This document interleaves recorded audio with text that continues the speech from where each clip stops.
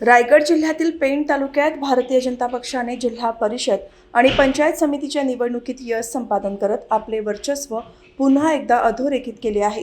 जाहीर झालेल्या निकालात जिल्हा परिषदेच्या 5 पैकी 4 जागांवर भाजपने विजय मिळवला आहे, तर पंचायत समितीच्या 10 पैकी 8 जागा जिंकून आपली सत्ता कायम राखण्यात यश मिळवले आहे। या विजयामुळे पेण तालुक्यात भाजपच्या कार्यकर्त्यांनी मोठा जल्लोष साजरा केला।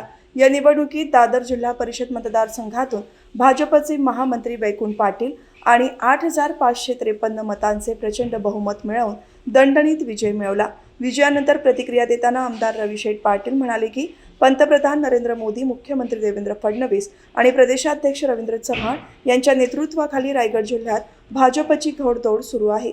विकास कामांच्या जोरावरच जनतेने हा कौल दिला असून भाजप, राष्ट्रवादी आणि मित्रपक्षांची आघाडी भविष्यातही अशीच कायम राहील असा विश्वास त्यांनी व्यक्त केला।